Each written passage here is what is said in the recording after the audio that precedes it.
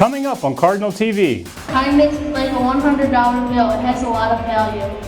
Some middle school students heard a very important message about acceptance and tolerance of others as part of a new school project. Details ahead. Plus, you can't rain on a Mentor High School homecoming parade. Well, you can, but it didn't stop our district from showing its spirit anyway. We'll take you there. But first, two students recently joined us in Columbus for a very important presentation at the Ohio Department of Education. Hello and thank you for watching. I'm Matt Miller, Superintendent of Mentor Public Schools. As you know, Ohio's Straight A Fund Grant has afforded us the opportunity to make some significant changes at Mentor High School over the course of the last 2 years without using local property tax dollars. From renovating classrooms, the media center, and building a state-of-the-art professional development facility to supplying our students with devices, a lot of work has been done with grant funds. So the State Straight A Fund Governing Board asked us to come to Columbus to present on our progress and check our accountability. Mentor High School sophomore Jack Rigo and senior Lexi Mealy joined us to share what the changes mean from a student perspective. When I walked into the Hub 2 years ago after it had first opened, I was blown away by the atmosphere it provided then and continues to provide to this day.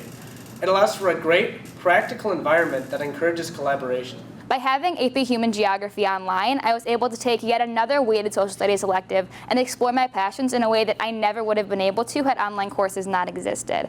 It also provided me with the time management skills and the personal accountability that I'm going to need going into college next year. The governing board's feedback on our work was very positive, and discussion ensued about how other districts could replicate some of our innovative practices. It was a great day to showcase Mentor schools. The One School, One Book program has been popular for our elementary schools, and now it's moved on to one of our middle schools. This time as one grade 1 book, and all 7th grade students at Ridge Middle School are currently reading the same book at the same time. The story, called Wonder by R.J. Palacio, was selected because of its strong message to choose kind and accept others for who they are, because the main character of Wonder was born with a rare syndrome that made him look different than a lot of other kids.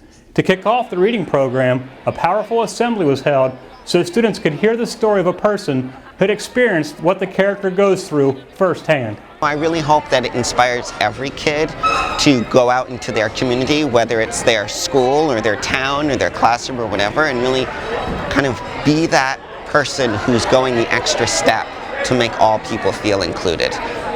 That's really the most important thing. After the 7th grade students are finished reading Wonder, the 8th grade students will begin. We love this great message. Choose kind, everyone. In the meantime, one of our elementary schools found a creative way to encourage reading as well, PJs with the principal. Students at Garfield Elementary are wrapping up their month-long readathon this week. The readathon is a PTA fundraiser that encourages reading both in and out of the school day. Halfway through to keeping the momentum going, Garfield offered a family night where a student could come back to school in their PJs, grab some ice cream, and hear a story from Principal Mr. Kamenecki. The PTA, in cooperation with the Garfield staff, came up with the readathon idea because it's an academic-focused initiative, and the students love to read, and we want to encourage reading from the very first month of school, and so I think that's why this is a particularly good program.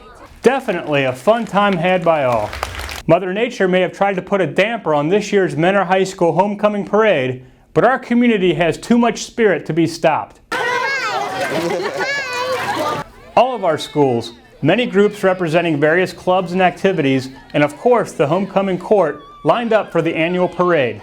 Dozens of people lined Civic Center Boulevard to show their support, and maybe for the candy. The weekend also included a pep rally, our football game, and the homecoming dance. And if you didn't hear, Wayne and Amelia were selected as the homecoming king and queen by their peers. As you can tell, the school year is getting really busy. Thank you for your continued support of our students. We'll be back to update you again in just a few weeks. Thanks for watching Cardinal TV.